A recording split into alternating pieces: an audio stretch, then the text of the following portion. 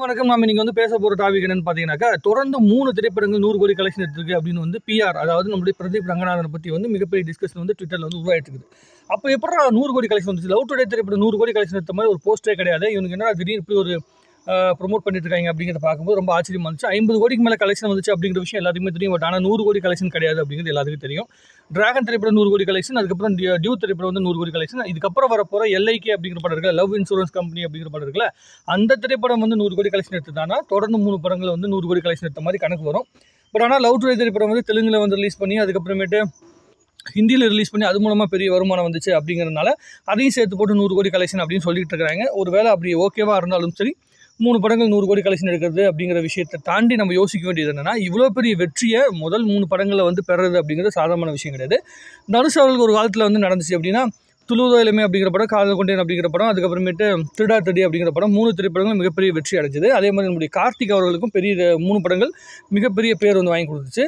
அதாவது பருத்திவரன் திரைப்படமாக இருக்கட்டும், அதுக்கப்புறமேட்டு பையா திரைப்படம், அதுக்கு முன்னாடி வந்து பார்த்திங்கன்னா இன்னொரு திரைப்படம் வந்தது, நல்ல திரைப்படம் வச்சு அது டக்குன்னு மைண்ட்லேயே வர மாட்டேங்குது பாருங்கள், 1001 திரைப்படம். இந்த 3 திரைப்படங்கள் மிகப்பெரிய வெற்றி வந்து பார்த்திங்கன்னா கார்த்தி அவருடைய வாழ்க்கையில் வந்துச்சு. ஆனால் இந்த அளவிற்கு மக்கள் எல்லாமே வந்து ஜனரஞ்சகமாக ரசிக்கிற அளவுக்கு இவ்வளோ பெரிய வெற்றி வந்து அந்த 3 திரைப்படங்கள் அடைஞ்சுதா அப்படின்னு பார்த்தீங்கன்னா கிடையாது. 1001 திரைப்படம் வந்து பெரிய அளவுக்கு வந்து பார்த்தீங்கன்னா ரெஸ்பான்ஸ் அந்த டைமில் வந்து பெறல. அதுக்கப்புறமேட்டு கல்ட்டு மூவின்னு சொல்லி பேசிட்டு கிடந்தாங்க. ஸோ பையா திரைப்படம் பெரிய வெற்றி அடைஞ்சது, ஆனால் இந்த அளவுக்கு கலெக்ஷன் வரல. ஸோ இந்த திரைப்படம், அதாவது டியூட் திரைப்படம் வந்து பெற்ற அளவிற்கு மிகப்பெரிய வெற்றியை அந்த திரைப்படங்கள்லாம் பெறலை அப்படிங்கிறது மிகப்பெரிய ஒரு ஆச்சரியமான விஷயமும் கூட. பிரதீப் ரங்கநாதன் வந்து இந்த ஜென்சி கிட்ஸ் வந்து பார்த்திங்கன்னா பிடிச்சிருக்காரு. அந்த அவங்களுக்கு தகுந்த மாதிரி ஒரு படத்தை வந்து பண்ணியிருக்காரு. இந்த படம் சரியான படமா தப்பான படமா, இது நல்ல கதையை சொல்லுதா நல்ல கதையை சொல்லலையா அப்படிங்கிறலாம் அடுத்த பக்கம். மக்களுக்கு பிடிச்சிருக்குதா பிடிக்கலையா அப்படிங்கிற விஷயத்தை தான் நம்ம வந்து ஜென்ரலாக உட்காந்து பேசணும். அதுதான் வந்து நம்ம சென்சிபிளாக பார்க்க வேண்டிய அவசியம் இருக்குது. ஏன்னா சும்மா போய் உட்காந்துட்டு இருந்தால் இந்த படம் 100 கோடி கலெக்ஷன் வராது. ஆனால் 85 கோடியிலேருந்து 95 கோடிக்குள்ளே தான் கலெக்ஷன் வந்துருக்குது. ஆனால் அதுக்குள்ளே 5 கோடி வரதுக்கு முன்னாடியே 100 கோடி போஸ்ட் ஓட்டிட்டாங்க, எப்படியும் வந்துடும் அப்படிங்கிற நம்பிக்கையில் அப்படின்னு ஒரு பக்கம் சொல்லிட்டு கிடக்குறாங்க. இங்கே எல்லாமே வந்து பார்த்திங்கன்னா விளம்பர ரீதியாக தான் ஒரு படத்தை ஓட்டப்படாது அப்படிங்கிறது தான் உண்மையான விஷயமே. இந்த திரைப்படம் வந்து இதுக்கு முன்னாடி வந்த டிராகன் திரைப்படம் மாதிரியோ இல்லை லவ் டுடே திரைப்படம் மாதிரியோ ரொம்ப வந்து மனசுக்கு நெருக்கமான திரைப்படம் கிடையாது. இதில் நிறைய கான்ட்ரவர்சியான விஷயங்கள் இருக்குது, இதில் நிறைய புரிதல் இல்லாத படமாக இருக்குது, நிறைய இடங்கள் வந்து முக்கியமான ஒரு விஷயங்கள் தான் இந்த படத்துக்குள்ளே இருக்குது. தேவையில்லாத விஷயங்கள் வந்து இந்த படத்தில் வந்து டிஸ்கஸ் பண்ணியிருக்கிறாங்க. இருந்தாலும் இந்த திரைப்படத்தை வந்து மக்கள் ரசிக்கிறாங்க. ஏன்னா அந்த பாட்டை கொண்டு போய் ரீச் பண்ணிட்டாங்க. அதே மாதிரி அந்த சின்ன சின்ன ரீல்ஸில் போட்டு அந்த ரீல்ஸ் மூலமாக படத்தை வந்து கொண்டு போய் ரீச் பண்ணியிருக்காங்க. அது மூலமாக இந்த படத்தை வந்து பார்க்கலாம் அப்படிங்கிற எண்ணத்தை வந்து விதைச்சிருக்காங்க. அது மூலமாக படம் ப்ரொமோட் ஆயிடுச்சு. குறிப்பாக தெலுங்கில் வந்து லவ் டுடே திரைப்படம் மிகப்பெரிய வெற்றி அடைஞ்சதுனால, டிராகன் திரைப்படம் வெற்றி அடைஞ்சதுனால இந்த திரைப்படமும் அங்கே போய் ப்ரொமோட் ஆகும்போது அங்கே கலெக்ஷன் அதிகமாக வருது. தமிழ்நாட்டை சேர்ந்த தமிழ்நாட்டுக்குள்ளே மட்டுமே இவ்வளோ கலெக்ஷன் எடுத்துச்சு அப்படின்னு சொல்ல முடியாது. எல்லா ஸ்டேட்டுக்குள்ளேயும் வந்திருக்க படத்தை வச்சு தான், கலெக்ஷன் வச்சு தான் இந்த படம் வந்து இவ்வளோ பெரிய வெற்றி அடைஞ்சிருக்குது. இந்த வெற்றியை பார்த்து சில பேர் வயிறறிவாங்க, சில பேர் வந்து பார்த்திங்கன்னா கோவப்படுவாங்க. இதில் வந்து லாஜிக்கே கிடையாது. தமிழ் சினிமா வரலாற்றில் மட்டும் கிடையாதுங்க, எல்லா இண்டஸ்ட்ரியிலுமே ஒரு ஹீரோவுக்கு மிகப்பெரிய ஒரு ஓப்பனிங் வரும். இப்போது நிவின் பாலின்னு மலையாளத்தில் இருந்தார், ஒரு மிகப்பெரிய ஓப்பனிங் வந்துச்சு. இப்போ வந்து பார்த்திங்கன்னா ரொம்ப டல்லான சுச்சுவேஷனில் அவர் இருக்கிறார். படங்கள் கிடைக்குது, பட் மிகப்பெரிய வெற்றி அடைய முடியாமல் அவர் தவிச்சிட்ருக்கிறார். துல்கர் சல்மான் ஆரம்ப காலத்தில் வரும்போது அதே மாதிரி தான். ஃபகத் ஃபாசில் வந்து ஆரம்பத்தில் நடிக்கும்போது அவருக்குலாம் பெரிய ரெஸ்பான்ஸ் கிடையாது. அதுக்கப்புறம் 10 வருஷம் கழிச்சு தான் அவர் மீண்டு வராது. இந்த மாதிரி நிறைய சூழ்நிலைகள் வரும். எடுத்தோன்னே ஒரு ஹீரோவுக்கு வந்து 3 படங்கள் பிளாக் பஸ்டர் ஆகுது அப்படின்னா எல்லாருக்கும் ஒரு மிகப்பெரிய வந்து சினிமா அப்படிங்கிற ஃபீல்டு வந்து பார்த்திங்கன்னா ஒரு பொறாமையும் போட்டியும் இருக்கிற ஃபீல்டு. அதுக்குள்ளே பொறாமையும் போட்டியும் இருக்கும். ஏன்னா இந்த பையன் உருவத்துக்குலாம் இவெல்லாம் பெரிய ஹிட் ஆகிருக்கான் அப்படிங்கிற மாதிரிலாம் நிறைய பேர் வந்து பேசிட்டு கிடப்பாங்க. இதெல்லாம் நடக்கும். இதையும் தாண்டி வெற்றி அடைகிறது தான் இங்கே மிகப்பெரிய வெற்றியாக கருதப்படும். ஸோ தன் மேலே வைக்கப்படுகின்ற விமர்சனங்கள், அதே மாதிரி தன் மேலே வைக்கப்படுகின்ற எல்லா விதமான கான்ட்ரவர்சிஸ் எல்லாத்தையும் தாண்டி வந்து பிரதீப் ரங்கநாதன் ஜெயிச்சிருக்கார் அப்படிங்கிறது ரொம்ப பெரிய சந்தோஷமான விஷயம். நம்மள மாதிரி சாமானிய குடும்பத்தில் பிறந்த ஒருத்தன் வந்து இவ்வளோ பெரிய வெற்றி அடைஞ்சிருக்கான் அப்படிங்கிறது பெருமையான விஷயமாக தான் நம்ம கருதணுமே தவிர, இதை வந்து ஒரு சிறுமையான விஷயமாக கருதிக்கிட்டு இருக்கிறதோ இல்லை இதை வந்து பார்த்திங்கன்னா கம்பேரிசன் பண்ணி ஏற்கனவே மிகப்பெரிய வெற்றி அடைஞ்ச ஹீரோ கூடலாம் கம்பேர் பண்ணி பண்ணிட்டு இருக்கிறது வந்து லாஜிக்கலி சரியான விஷயம் கிடையாது அப்படிங்கிறது என்னுடைய பாயிண்ட் ஆஃப் வியூ.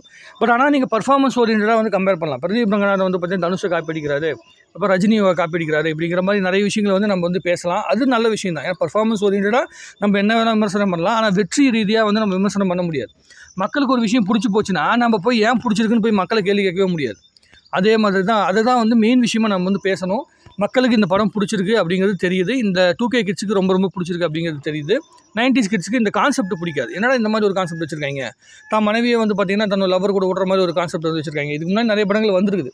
இவங்க என்ன சொன்னாங்கன்னா, அந்த கீர்த்தி வாசன் இருக்காரில் அந்த படத்தை வந்து இயக்குனர் என்ன பண்ணாருன்னா, ரஜினி சாரை வந்து மைண்டில் வச்சுக்கிட்டு இந்த படத்தை நான் பண்ணியிருந்தேன் அப்படின்னு சொன்னார். ரஜினி சாருடைய லைஃப்பில் ஒரு படம், இந்த மாதிரி ஒரு படம் இருக்குது. இதை விட பயங்கரமான ஒரு படம் இருக்குது, புவனா ஒரு கேள்விக்குறின்னு ஒரு படம். அந்த படத்தை பற்றி எவனுமே பேசலை. எந்த படத்துடைய தழுவல் அப்படிங்கிறது, எந்த படத்துடைய கோர் கண்டென்ட் எடுத்து இந்த படம் பண்ணப்பட்டிருக்கு அப்படிங்கிறத யோசிக்கும்போது புவனா ஒரு கேள்விக்குறி அப்படிங்கிற படம். அந்த படத்தில் வந்து ஒரு தப்பான ஒருத்தன், அதாவது சிவகுமார் சார் வந்து முதல்ல வில்லனாக நடித்தார், ரஜினி சார் வந்து முதல்ல ஹீரோவை வந்து பாசிட்டிவ் கேரக்டர் நடிக்கிறார். ஸோ அப்போ என்னென்னா, நல்லவன் போல் இருக்கிற கெட்டவன், கெட்டவன் போல் இருக்கிற நல்லவன் அப்படிங்கிறது அந்த கண்டென்ட். அப்போ என்ன பண்ணால், சிவகுமார் சார் வந்து ஒரு பொண்ணை கெடுத்துட்டு கை விட்டுருவார். அப்போது இவருக்கு வந்து கில்ட்டி ஆயிரும், அவரோட ஃப்ரெண்ட் அப்படிங்கிறனால இவருக்கு கில்ட்டி ஆயிரும். அப்போ ரஜினி சாரோட கேரக்டர் என்ன பண்ணுன்னா, நம்ம நண்பன் பண்ண தப்புக்கு நம்ம ஒரு பிராச்சித்தம் தேடணும் அப்படின்னு சொல்லிட்டு வந்து அவர் என்ன பண்ணுவார், அந்த பெண்ணை வந்து கல்யாணம் பண்ணிப்பார். கல்யாணம் பண்ணிக்கிட்டு அது சிவகுமாரோடைய குழந்தையா இருக்குல்ல, அந்த குழந்தைய வந்து தன்னோட குழந்தையாக பாவிச்சு அவர் வளர்த்துவார். ஆனால் மனசுக்குள்ளே அவர்கிட்ட ஒரு புழுக்கம் இருக்கும், என்னடா இப்படி ஒரு சூழ்நிலையில் இருக்கமே அப்படிங்கிற புழுக்கம் இருக்கும். அதையும் தாண்டி அவர் எப்படி வந்து தன்னுடைய பாசத்தை காட்டுறாரு. கடைசியில் அந்த 2 பேருக்கும், சிவகுமார் சாருக்கும் ரஜினி சாருக்கு இடைப்பட்டு இருக்கிற அந்த புவனா அப்படிங்கிற அந்த கேரக்டரில் இருக்கிறவங்களுக்கு என்ன ஆச்சு அப்படிங்கிறத அந்த படத்துடைய கதையை எடுக்கப்பட்டிருக்கு. அந்த படத்துடைய இந்த 2K கிட்ஸோடைய வெர்ஷன் தான் வந்து பார்த்திங்கன்னா இந்த திரைப்படம். அந்த காலத்தில் இந்த மாதிரி நிறைய படங்கள் எடுக்கப்பட்டிருக்கு. ரஜினி சாருடைய முதல் திரைப்படம் இருக்குல்ல, அபூர்வ ராகங்கள் படம் கூட, அப்பா வந்து பார்த்திங்கன்னா பொண்ணை லவ் பண்ணுவார், பையன் வந்து பார்த்திங்கன்னா அம்மாவை லவ் பண்ணும் அப்படிங்கிற மாதிரி தான் சப்ஜெக்ட். அதுதான் அபூர்வ ராகங்கள் அப்படின்னு சொல்லி வந்து வித்தியாசமான ஒரு கேரக்டர் வந்து வித்தியாசமான கேரக்டர் வந்து வச்சு படம் பண்ணப்பட்டுச்சு. இதெல்லாம் ஒரு காலத்தில் பண்ணப்பட்டது தான். இதை இந்த காலத்துக்கு தகுந்த மாதிரி கொஞ்சம் காமிக்கலாக, கொஞ்சம் என்டர்டெயின்மெண்ட்டாக சிரிக்கிற மாதிரி வந்து பண்ணியிருக்காங்க அப்படிங்கிறது தான் இந்த படத்தில் வந்து நம்ம ரசிக்க வேண்டிய விஷயமா இருக்குது. நீங்கள் என்ன தான் இந்த படம் வந்து பார்த்திங்கன்னா நம்ம கான்ட்ரவர்சியான விஷயம் சொல்லி திட்டிக்கிட்டு இருந்தால் கூட இந்த படத்தை முழுசாக வந்து 2 மணி நேரம் 16 நிமிஷம் நம்மளால் உட்காந்து பார்க்க முடியுது அப்படிங்கிறது இந்த படத்துடைய வெற்றிக்கான ஒரு காரணம் அப்படின்னு பார்க்கலாம். மியூசிக்னால் இந்த படம் வெற்றி அடையலை. இப்போ இந்த படம் வந்து பிரதீப் ரங்கநாதன் மேலே வைக்கப்பட்ட அந்த PR ஒர்க், அந்த படத்துக்கான ப்ரொமோஷன் ஒர்க் இருக்குல்ல, அதை வச்சு தான் இந்த படம் மிகப்பெரிய வெற்றி அடைஞ்சிருக்கு அப்படிங்கிறது தான் உண்மை. இதே PR ஒர்க்கை, இதே மைண்ட் செட்டோட படத்தை வந்து மறுபடியும் பிரதீப் ரங்கநாதன் பண்ணார்னா இதே வெற்றி மறுபடியும் அடைய முடியாது அப்படிங்கிறத அவர் புரிஞ்சுக்கணும். அது அடுத்த படம் வந்து எல்லைக்கு தான் வந்து எப்படி நடக்க போகுது அப்படிங்கிறத பார்க்கணும். எப்பயுமே விக்னேஷ் சிவன் வந்து ரொம்ப நல்லா ஓடிட்டு இருக்கிற குதிரை மேலே வந்து திடீர்னு ஒரு படம் பண்ணுவாப்பில். வித்தியாசமாக தான் கதை பண்ணுவாப்பில். ஃபர்ஸ்ட் ஹாஃப் நல்லாயிருக்கும், செகண்ட் ஹாஃபில் என்ன பண்ணுறது தெரியாமல் வந்து உருட்டி விட்ருவாப்பில். அந்த மாதிரி எல்லைக்கு படம் பண்ணாமல் இருந்துட்டால் அந்த வெற்றி வந்து பார்த்திங்கன்னா பிரதீப் ரங்கநாதன் இன்னும் தொடர்ந்து போகிறதுக்குண்டான வாய்ப்பு இருக்குது. தொடர்ந்து 4 படம் வெற்றி அடையுது அப்படிங்கிறது மிகப்பெரிய விஷயம்.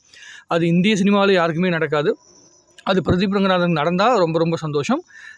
நான் அது ஒரு ஆவரேஜ் ஹிட் ஆனாலும் கூட ஒரு ரொம்ப பெரிய வந்து சந்தோஷம் தான். பார்ப்போம். எனக்கு தெரிஞ்ச வரைக்கும் அந்த படம் ஒரு வித்தியாசமான ஒரு கதைக்களத்தை வந்து கையில் எடுத்திருக்காங்க. அதில் வேறு அந்த நம்ம அனிருத்தோடைய பழைய பாட்டு இருக்குல்ல, அது ஒரு இந்த பழைய சோக பாட்டு ஒன்று இருக்கும். அந்த பாட்டு போத நீதானேன்னு ஒரு பாட்டு ஒன்று இருக்கும். அந்த பாட்டை வந்து பார்த்திங்கன்னா அந்த படத்தில் வச்சுருக்காங்க. அப்படிங்கும்போது அந்த பாட்டை வச்சு அந்த படத்தை வந்து ப்ரொமோட் பண்ணிடலாம் அப்படிங்கிற மனநிலையில் இருக்கிறாங்க. இந்த காலத்து ட்ரெண்டுக்கு ஏதாவது ஒரு பாட்டு, ஏதாவது ஒரு கிளிப்பு, ஏதாவது ஒரு விஷயம் இருந்தாலே போதும், அதை வச்சு இந்த படத்தை வந்து ரீச் பண்ணிடலாம் அப்படிங்கிற அந்த ஒரு மென்டாலிட்டிக்கு வந்து தமிழ் சினிமா வந்துருச்சு. 100 கோடி கலெக்ஷன் எடுக்கிறத வந்து இந்த ஒரு ஆங்கிளில் வந்து பிளான் பண்ணாலே கிடைச்சிரும் அப்படிங்கிறது தான் தமிழ் சினிமாவுடைய இப்போதைய நிலைமை. அது நல்லதா கெட்டதா அப்படிங்கிறது போக போக தான் நமக்கு தெரிய ஆரம்பிக்கும்.